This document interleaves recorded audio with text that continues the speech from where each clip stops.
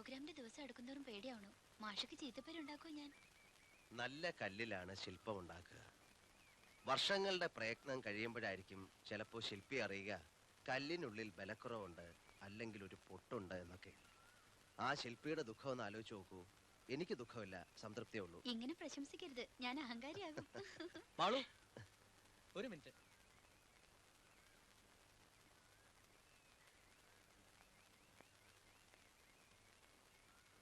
എനിക്ക് ചിലപ്പോ ഈ വർഷം ഒരു വിദേശയാത്ര തരപ്പെടും, ഇംഗ്ലണ്ടിലേക്ക്. 30 പേരുടെ കഥകളി സംഘം പോകുന്നുണ്ട്. സ്റ്റുഡൻസ് ഞങ്ങൾ 3 പേരെ തെരഞ്ഞെടുത്തിട്ടുള്ളൂ. ഞാൻ അറിഞ്ഞു, ഉണ്ണിമാഷ് പറഞ്ഞു. മാഷ് സംഘമല്ലേ പോണത്, അപ്പൊ അനിയനെ കൊണ്ടുപോകാതിരിക്കോ? അയ്യോ, മാഷ് പോയി, ഞാൻ പോട്ടെ.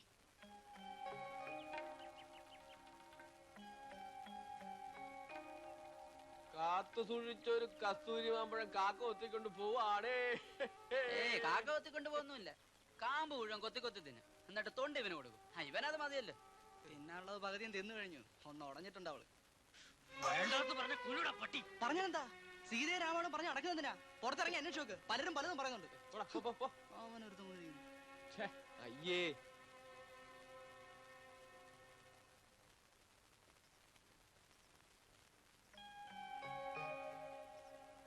മാളു, എന്താ?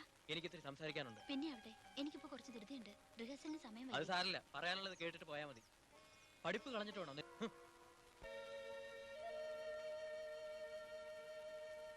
അയാൾക്കത് ഇഷ്ടമില്ലെങ്കിൽ ഇവൾ ഇതിന് പോകണ്ട. നൃത്തമല്ല വലുത്, ജീവിതാ. നിങ്ങൾ എന്തൊന്നും പറയാത്തെ? നീ കിടന്ന് പിടയ്ക്കാതെ നമുക്ക് ആലോചിച്ച് തീരുമാനിക്കാം. മാധവണ്ണി മാഷ എത്തി അങ്ങോട്ട് വരാൻ പറഞ്ഞിട്ടുണ്ട്. അദ്ദേഹം വരട്ടെ. ആര് തടഞ്ഞാലും ഇനി എനിക്കിതിന്ന് പിന്മാറാൻ പറ്റില്ല. നോട്ടീസും പരസ്യങ്ങളും ഒക്കെയായി. പ്രോഗ്രാമിന് ഇനി 2 ദിവസമേ ഉള്ളൂ. ഇനി ഞാൻ പിന്മാറുന്നത് ഒരു കലാകാരനോട് കാണിക്കുന്ന ചതിയാണ്. അച്ഛന് മനസ്സിലാവും അത്. അതെ, അതാണല്ലോ എന്റെ ധർമ്മസങ്കടം. അപ്പൊ നാളെ ഇവളങ്ങ് മരിച്ചു പോയാലോ? അല്ലെങ്കിൽ വല്ല കയ്യോ കാലോ ഒടിഞ്ഞ് കിടപ്പിലായാലോ? അങ്ങനെ എന്തെങ്കിലും ചെയ്തു തന്നാ മതി, എനിക്ക് വിഷമമില്ല. നീ നാക്ക് വളച്ചൊന്നും പറയാതെ, അല്ലെങ്കിൽ തന്നെ കരിനാക്ക. ആ മാഷ് വരും, ഇരിക്കും.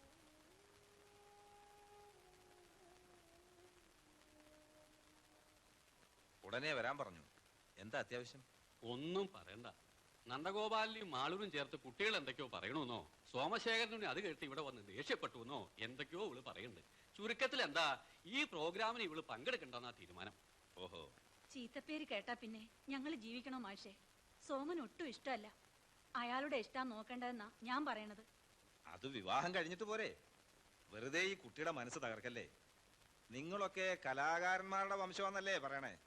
കല ഒരു വൃതാണ്, ധ്യാനാണ്. ഇപ്പോ ഇവളുടെ ഏകാഗ്രത നശിപ്പിക്കരുത്. പക്ഷേ മറ്റുള്ളവർക്കത് മനസ്സിലാവണ്ടേ? ഒരു പെൺകുട്ടിയായി പോയി. പെൺകുട്ടിയായാലെന്താ? നിങ്ങൾ ഈ പറയണതൊക്കെ ഞാനും കേട്ടു, ഞാനത് ശ്രദ്ധിച്ചു പോലുമില്ല. ഇത് സ്വാഭാവികമാണ്. ഏത് കലാകാരനാണ് സമൂഹം വളർത്തിയിട്ടുള്ളത്? പരിഹാസത്തിന്റെയും ആരോപണങ്ങളുടെ ഇടയിലൂടെ സ്വയം വളർന്നിട്ടുള്ളവരേ ഉള്ളൂ. അല്ലാത്തവരുടെ വളർച്ച കെട്ടുപോയിട്ടേ ഉള്ളൂ. വളർന്നു കഴിയുമ്പോൾ ഇതേ സമൂഹം അവരെ അവകാശപ്പെടും. നാളെ മാളവിയെ അവകാശപ്പെടാൻ ഈ ആളിലൊക്കെ ഉണ്ടാവും.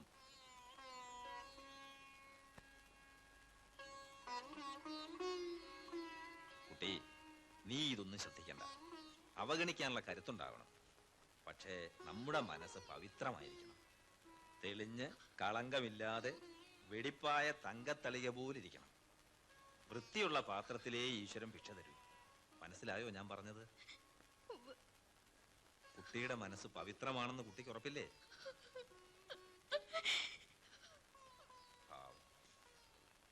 അവൾ വല്ലാതെ വേദനിക്കണം. ഇനി ഇതിനെക്കുറിച്ച് ഒന്നും അവളോട് പറയണ്ട. ഒരേട്ടന്റെ അധികാരം കാണിച്ചു, തെറ്റില്ലല്ലോ. ഈ ധൈര്യം മതി എനിക്ക്. കലാകാരന്റെ വേഷം കെട്ടി നടക്കണുണ്ടല്ലോ നീ. നിനക്ക് വിവരമുണ്ടോടാ? ഇല്ല, കലയും കലാകാരനൊന്നും എനിക്ക് മനസ്സിലാവില്ല. എന്റെ മുഖത്ത് നോക്കിയ കൂട്ടുകാരനെ പരിഹസിച്ചിരിക്കുന്നത്. എനിക്കിഷ്ടമല്ല അവളെ കൂത്തിന് പോണത്. നിന്റെ ഇഷ്ടം നോക്കി അവളുടെ ഭാവി നശിപ്പിക്കണോ? നിനക്ക് ഇഷ്ടമല്ലേ, നീ അവളെ കെട്ടണ്ട. തീർന്നില്ലേ? തോന്നുമ്പോ വേണമെന്നും വേണ്ടെന്നും വെക്കാൻ പറ്റുന്നതാണോ ഏട്ടാ മനസ്സ്? എല്ലാരും കൂടെ എന്നെ പറഞ്ഞു മോഹിപ്പിച്ചിട്ട് ഇപ്പൊ അയ്യേ, എന്താ ഇത്? കുട്ടികളെ പോലെ ഏട്ടത്തി പറയണത് കേക്ക്. ഞാൻ അവളോട് വേണ്ട, ആരും ഒന്നും പറയണ്ട. എനിക്കറിയാം എന്താ ചെയ്യേണ്ടെന്ന്. ജീവനുണ്ടെങ്കിൽ ഞാൻ ഈ പ്രോഗ്രാമിൽ സമ്മതിക്കില്ല.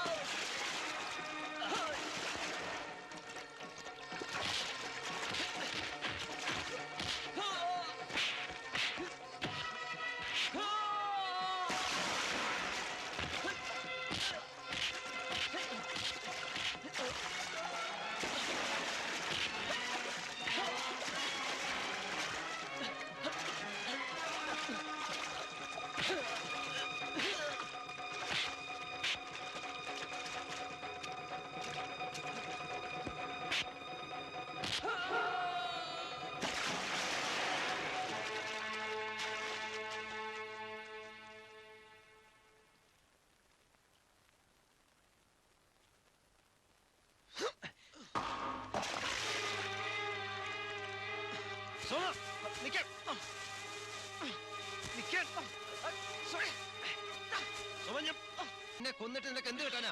പറ. എനിക്ക് എന്റെ ജീവിതം വേണം.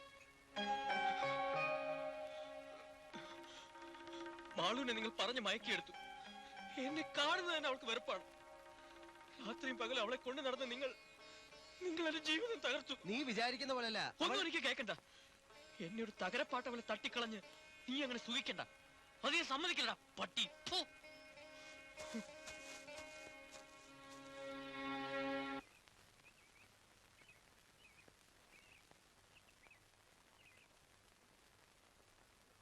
ആ കുട്ടി വരുന്നുണ്ട്.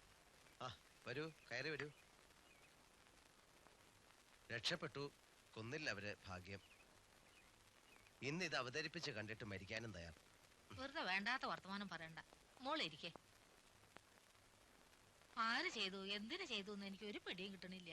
എന്തെങ്കിലും ഉദ്ദേശം കാണും അല്ലേ? അമ്മേ, നമ്മുടെ സീത വന്നിട്ട് ഒരു കപ്പ് കാപ്പിയെങ്കിലും കൊടുക്കണ്ടേ? ആ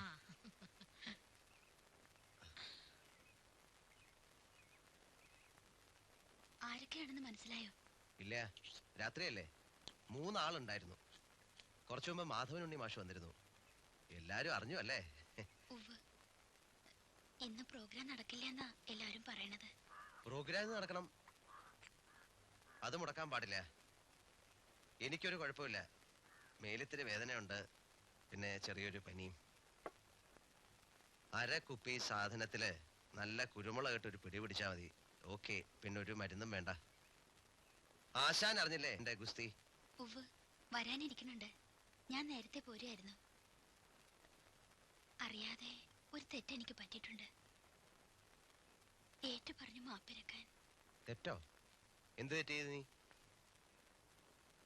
ചില കഥകള് ആളുകൾ പറയണത് കേട്ടിട്ടുണ്ടാവും. ഞാൻ ഈ ആളുകളെ ശ്രദ്ധിക്കാറില്ല. നമ്മുടെ മനസ്സിൽ കറ പുരളാതിരിക്കുക, പിന്നൊന്നും ബാധിക്കില്ല. ഒരാരോപണവും നമ്മളെ സ്പർശിക്കില്ല.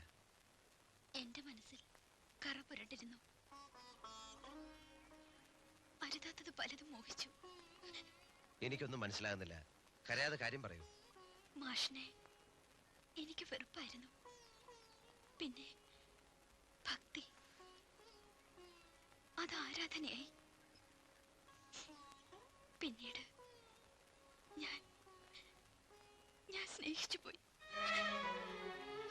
എന്ത് അവിവേകമാണ് കുട്ടി നീ പറയുന്നത്? ഛേ, ഇതാണ് പെണ്ണിന്റെ ചാവല്യം. അനിയത്തെ പോലെ കണ്ടവളും ശിഷ്യയും ഒക്കെ അതെ. ആരാണ് എന്താണ് ഒന്നും നോക്കില്ല. ശാസ്ത്രം പഠിച്ചവളല്ലേ നീ? ഗുരു പിതൃതുല്യനാണ്. നീ എനിക്ക് മകളെ പോലെയാണ്. ഗുരുവിനെ കാമിക്കുന്നവൾ പിതാവിനെ കാമിക്കുന്നവളാണ്. മാപ്പ്, അവിവേകം പുറത്ത് മാപ്പ് തരണം. കരയണ്ട. ഈ ആയുസ്സും മനസ്സും ശരീരവും എല്ലാം ഒരുവൾക്ക് കൊടുത്തവനാണ് ഞാൻ. ഇന്നും അവൾ എന്നോടൊപ്പം ഉണ്ട്. നീ എന്നും എനിക്ക് ഏറ്റവും പ്രിയങ്കരിയായ ശിഷ്യയായിരിക്കും. ശിഷ്യ മാത്രം. ആ ഭാഗ്യം മാത്രം മതി. മാധവനുണ്ണി മാഷിന്റെ ഒരു ചോദ്യത്തിന് മുന്നിൽ ഒരു രാവ് മുഴുവൻ ഉമിത്തിയില്ലെന്ന പോലെ ഞാൻ നേറി. ഇപ്പൊ എനിക്ക് അദ്ദേഹത്തോട് മറുപടി പറയാം. കറ കളഞ്ഞ് തങ്കത്തളിക പോലെ പവിത്രമായ മനസ്സാണ് എന്റേത്. ആരുടെയും വിശ്വാസങ്ങളും പ്രതീക്ഷകളും എനിക്ക് തകർക്കണ്ട. നിനക്ക് പറഞ്ഞു വെച്ചിരിക്കുന്ന ഒരു ചെറുപ്പക്കാരനില്ലേ, സോമശേഖരൻ. അവൻ നിന്നെ വല്ലാതെ സ്നേഹിക്കുന്നുണ്ട്. അവനേക്കാൾ നല്ലൊരു ചെറുപ്പക്കാരനെ നിനക്ക് കിട്ടില്ല. അവനെ നിഷേധിക്കരുത്, വേദനിപ്പിക്കരുത്. എനിക്ക് അവനെ മനസ്സിലായി. ഇന്ന് അവനെ ക്ഷണിക്കണം. സീതയായി നീ അരങ്ങേറുന്നത് കാണാൻ. നിന്റെ യഥാർത്ഥ അരങ്ങേറ്റം എന്റെയും. എനിക്ക് മനസ്സിലാവണില്ല. ബുദ്ധിയോ വിവരമുള്ളവര് ആരെങ്കിലും ചെയ്യോ? ഗുരുനാഥനെ പോലെ ഒരാളെ ആളെ കൂട്ടി തല്ലിക്കുക. എന്റെ ഈശ്വര, എന്ത് പറ്റി ഈ കുട്ടിക്ക്? ഭ്രാന്ത് അല്ലാണ്ടെന്താ? നന്ദൻ ഇത് പറഞ്ഞപ്പോ മുഖത്തടി കൊണ്ട പോലെയായി ഞാൻ. അയാൾ ഒരു തമാശ പറയണ പോലെയാ പറഞ്ഞത്. എന്താ മറുപടി പറയാ? പോലീസിൽ കംപ്ലൈന്റ് ചെയ്ത് പിടിപ്പിക്കാൻ പറഞ്ഞു. അയ്യോ, അതൊന്നും വേണ്ട. ദേഷ്യപ്പെടാണ്ട് സ്നേഹത്തില് കാര്യങ്ങൾ പറഞ്ഞ് മനസ്സിലാക്കവനെ. അതിനെവിടെ പോയാ കണ്ടുപിടിക്കുക? പോസ്റ്റിൽ എത്തിയിട്ടില്ല. ശാരത്ത് പോയിട്ടുണ്ടാവും, അല്ലാണ്ട് എവിടെ പോവാനാ?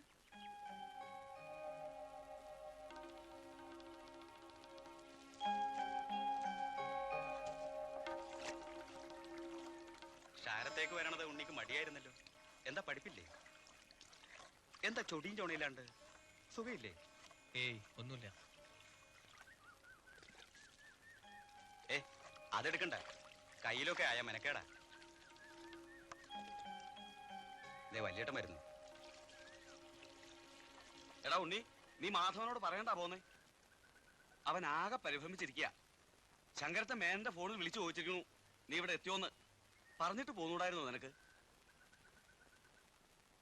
നിന്നോട് വേഗം അങ്ങോട്ട് ചെല്ലാൻ പറഞ്ഞിരിക്കണേ, എന്തോ അത്യാവശ്യം ഉണ്ടത്രേ. എടോ എന്താ കാണിച്ചോണ്ടിരിക്കണേ, ഒന്ന് വേഗം നോക്ക്.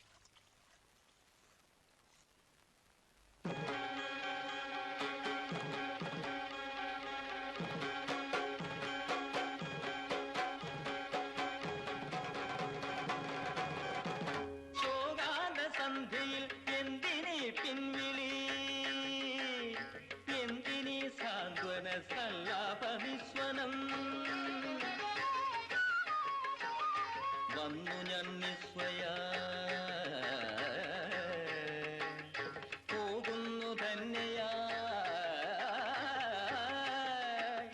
വന്നു ഞാൻ നിസ്വയാ പോകുന്നു ധന്യയാ. മകരി സരി മകരി സരി മകരി സരി മകരി.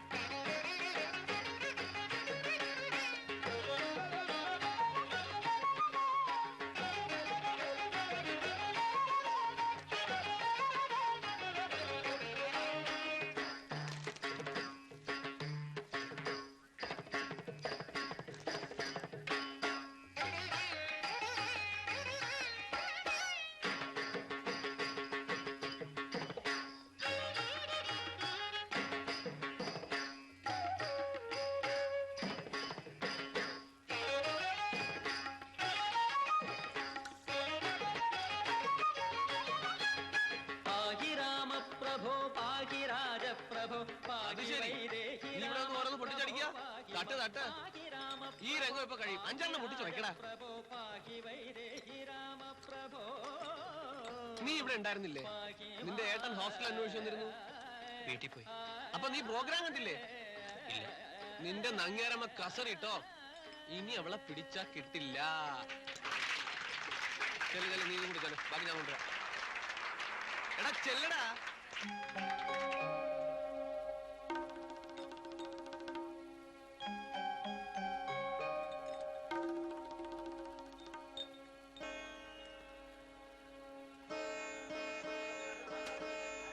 നീ എപ്പോഴാ വന്നത്? നല്ല ആളാ, പൂവി കലക്കാൻ പരിപാടി ഇട്ട ആൾ. ഇപ്പൊ അതേ സഹായകം പറ്റും. ഒരു തംസം പഠിക്കാല്ലേ? എടുക്കരുത്. കഥ പറയാൻ കണ്ട നേരം അവിടെ ആളുകൾ കുടിക്കാൻ വെള്ളം ചോദിച്ചോണ്ടിരിക്കും. കുടിക്കാൻ കൊടുക്കാൻ ആരുമില്ലേ? അയ്യോ, അത് ഞാൻ അല്ല, ഇടിവെട്ടേറ്റ പോലെ നിൽക്കാതെ മാറി നിൽക്കടാ അങ്ങോട്ട്.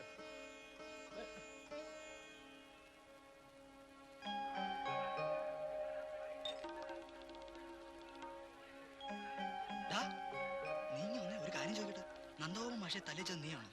ഞാനിപ്പോ വരാം. ഉരുളല്ലേ, നീയാണോ? ഒന്ന് പോടാ അവിടുന്ന്. സുഹൃത്തുക്കളെ, വികാരസാന്ദ്രമായ അടുത്ത ഒരു രംഗത്തോട് സീതാരാമായണം എന്ന നൃത്തശില്പം ഇവിടെ പൂർണ്ണമാവുകയാണ്. ലവനും കുശനും തന്റെ പുത്രന്മാരാണെന്ന് അംഗീകരിച്ച് സ്വീകരിച്ചതിനു ശേഷവും സീതയെ സ്വീകരിക്കാൻ കോസലരാജധാനി പണിക്കുന്നു.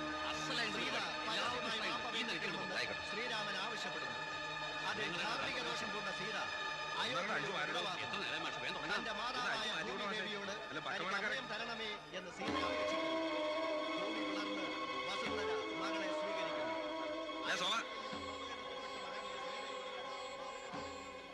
അവിടെ നിൽക്കാൻ തല്ലാനും തല്ലിക്കാനും ഒക്കെ ഉള്ള ധൈര്യം വന്നു നിനക്ക് അല്ലടാ? എന്തു പറ്റിയടാ നിനക്ക് ഇത്രയും വിവരക്കേട് കാണിക്കാൻ? കാരം കാണിക്കേണ്ടി വന്നു എന്ന് പറഞ്ഞ് ഏടത്തിന്റെ അടുത്ത് തെറ്റും മാപ്പും പറഞ്ഞ് കുറെ കരഞ്ഞു. അരങ്ങേറ്റത്തിന് നീ ഉണ്ടാവണമെന്ന് അവൾക്ക് വലിയ നിർബന്ധമായിരുന്നു. നിനക്ക് ഇഷ്ടമില്ലെങ്കിൽ അവളിനി നൃത്തം പഠിക്കാൻ പോലും പോണില്ലാത്രേ. തൃപ്തിയായോ? ആ, സ്നേഹം സ്നേഹം കൊണ്ടേ മനസ്സിലാക്കാൻ പറ്റൂ, നന്മയെ നന്മ കൊണ്ടും.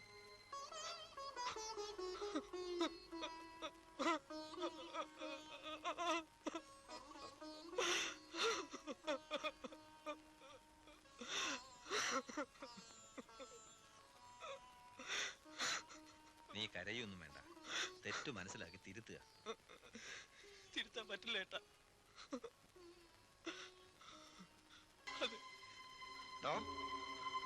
അതെന്റെ കയ്യിൽ നിന്ന് വിട്ടുപോയി. തംസപ്പ് കുടിച്ച ആരോ ഒരാൾ അത് കഴിച്ചിട്ടുണ്ട്. മാണു, മാഷ്, പ്രിൻസിപ്പൽ, പിന്നെ ആരൊക്കെയോ. ആരാണെന്ന് എനിക്കറിയില്ല.